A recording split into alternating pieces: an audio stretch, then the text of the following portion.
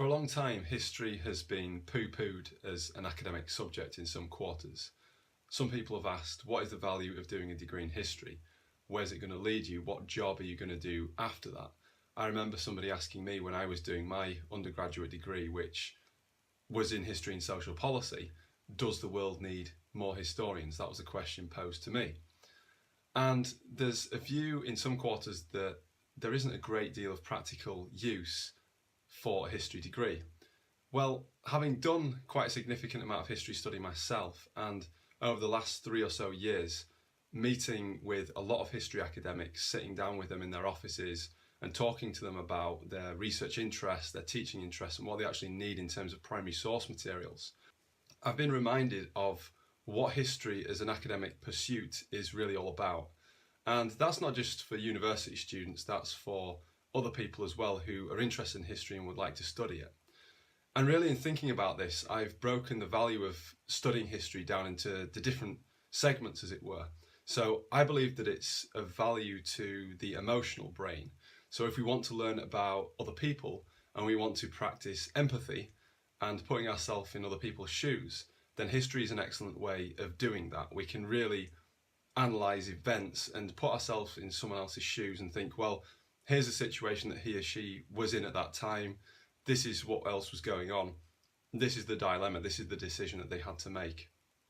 History also helps us to develop a self-awareness as well. We can also think about ourselves and put ourselves into certain situations or certain points in time in history and think about how we would have made decisions in that context. What would have been important to us then? What would we have done? How would we have behaved? And in terms of the thinking brain, moving on from the emotional side of things, it's quite clear that the pursuit of history, the study of history, really does help us to develop analytic skills, to be able to learn how to think critically about things, develop critical thinking skills, and understand complexity as well. So complexity is much more nuanced than what is complicated. What we call is complicated is generally quite linear. Complexity is less deterministic than something that is complicated, like, for example, a Swiss watch.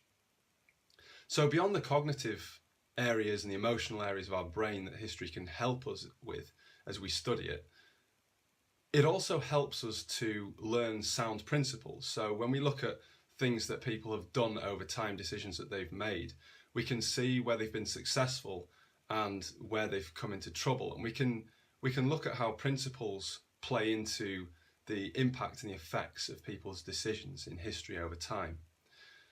And in so doing, we can also develop our own philosophy, if you like, our own approach to work, to life, to leadership, to any of these things that involve ourselves and our own conduct, and also how we behave in relation to other people as well.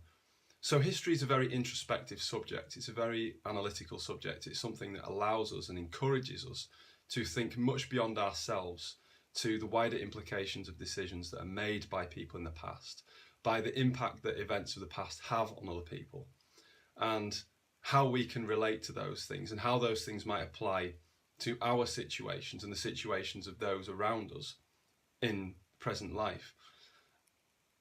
The blog post that I've written on this is entitled "History is Bunk, or Is It?"